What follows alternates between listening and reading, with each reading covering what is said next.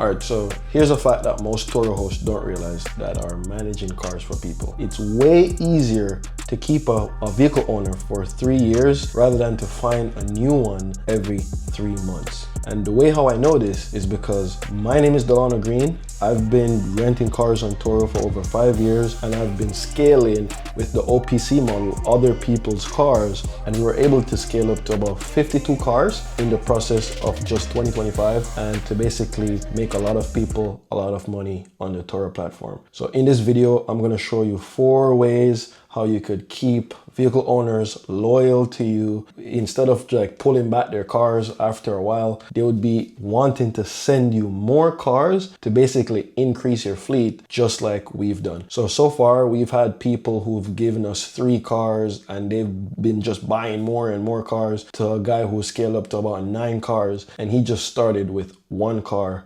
with me. So the first, number 1, is basically be consistent in communication. So if you're consistent in communication when you have a person's car, so say for instance, you onboarded your first person, you now have their car and you're managing that car for that person. What you want to do is be as consistent as possible when communicating them about their cars, about what's going on and how much income the car made, what's going on with the bookings, upcoming bookings, just everything as possible you can to basically keep them up to date on what's happening with their cars. This is the number 1 thing that I do in my business right now that allows people to trust exactly what we do and not let them worry about what's going on. So anything that happens when it comes on to like maintenance, like if the car needs an oil change, if something comes up, like you definitely want to communicate with that as fast as possible and as often as possible when it comes on to their cars, because a lot of people, as much as they don't look like they care, they 100% care. They just don't want to be a bother to you, or they don't want to seem like all buggy, micromanaging. So they won't really say this to you, but after a while, they'll start to lose trust if you don't let them know what's going on. So you have to keep communication up. Number 2 is basically do a radical transparency when it comes on to doing the business overall. Right? So what I mean by radical transparency, so say for instance, if there's a scratch on the car, so if a guest brings the car back and it's scratched, rather than to let the person find out about this thing, you want to basically tell them from beforehand so that they can just expect it, or they already know what's going on, right? So that's one of the main things, how to be radical transparent. So whatever really happens on these trips, remember, it's not your fault, bro. So if you can 100% let this person know that, hey bro, the car came back with a scratch, I'm gonna see if my buffer guy could get it out, or I'm just gonna see what I can do to just make it better. So if you could communicate this as fast as possible, then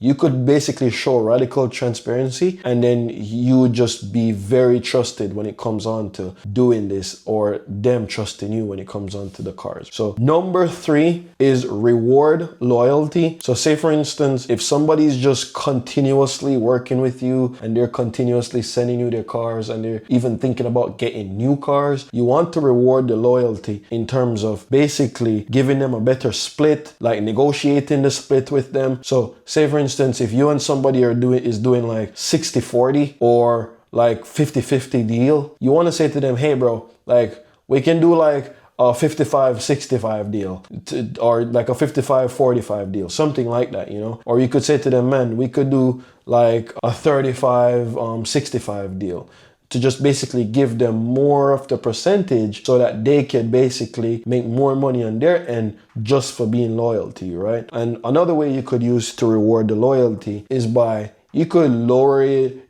like whatever other fees you have, or just try to cover certain things for them. In my fleet overall, what I do is I give people like $100 runway. So say for instance, whatever expense comes up with the car and it's less than $100, I would just cover that for them instead of just hitting them up all the time and just saying, hey bro, like you have to pay for this windshield wiper or whatever else that comes up that's like a less than $100, right? So I would always make sure that I'm like covering these things, or just to show them that, bro, like I can share some of these expenses with you. Not no crazy expense though. Like I try my best not to share their crazy expenses, because that can add up all the time. So you definitely just want to keep it minimal and just reward the loyalty to make sure they do it. Another way I reward the loyalty is just by offering them like a free detail or something at like over a period of time of like giving me their cars to rent for them, right? I would do the car, and sometimes I don't even communicate with them, tell them that I'm doing that. I would just literally say, bro, I'm getting you a car detail detailed completely in and out, rather than to just have a little minuscule like wash in between trips or something like that. You would pay for a full detail for this person's car, especially when it's time to like bring it back to them or return it to them for like a period of time, depending on how your season is. Just whatever you could do to reward the loyalty. This is 100% of the way that like you could just have a person just stick with you for a long period of time, instead of just you constantly like switching out people, vehicle partners, and constantly switching out people and then taking their cars back all the time. So another way that I use, which is step number 4, is I would protect their asset. Okay, so protect their asset, which is I would keep the car cleaner than when I got it, right? So I would basically make sure that the outside is completely clean. Any stains that are in there, I try to remove them. Even if the car came to me with the stain, I would try to remove it. I would just try to make sure it's just 100% good, or basically like just take photos, right? So you want to basically take photos all around to give them photo updates, to just let them know that, hey man, like the car is good, like this is how I got it, the car is still in good condition, blah, blah, blah. Like just however you could do to basically protect the asset, or show them that you're protecting the asset. Because one of the main things people care about is their thing. Because even though people always say like a car is a liability, once you start renting this car and you start making money with it, that liability now becomes an asset. So the best way to do, or the best way to keep a person just sticking with you for like a long period of time, is to show them that you're protecting their asset. And that's one of the main things that I always practice, is to basically win the trust of the people who I'm working with. Right? So what I'll do is I'll give you a bonus one right now that I have written down right here. Basically, whenever a vehicle owner stay with me for like over a year, I would create like a case study, or just create like a full montage with them of showing them that, hey bro, we did all this together. And what happens is that case study, or that list of things that we documented of how much money they made, how they did, how their car performed, I can use that whole case study to show to another person, to basically let them vouch for me if I'm trying to onboard a new person, right? So that's 100% of the way how you could have people stick with you, and even transfer the good word when it comes on to you trying to onboard another vehicle partner. So all these things basically help me, and these are the 4 steps that basically they help me to just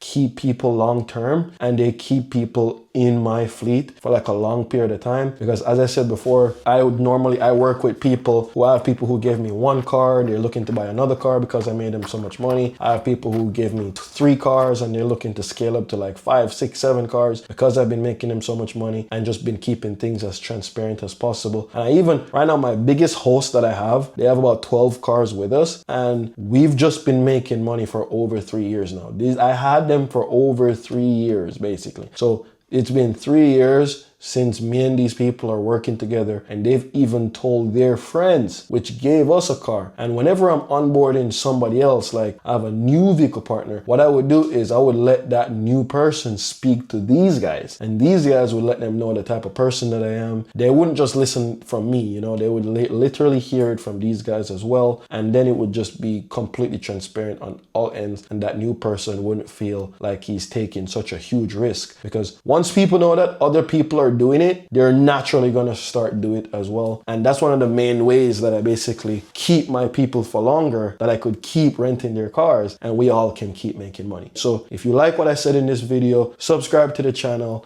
like the video. Well, just subscribe. You don't even have to do both of these things, bro. Just subscribe to the channel. Basically get us to get more people involved, allow more people to understand what we do here, and help another person who do Turo scale without buying a bunch of vehicles and increasing his debt or getting more car notes or just doing that stuff. Like, you 100% can scale to a lot of vehicles without having like huge car notes or just different car notes overall. So just let me know how you feel about this video in the comments, and I'll see you in the next one.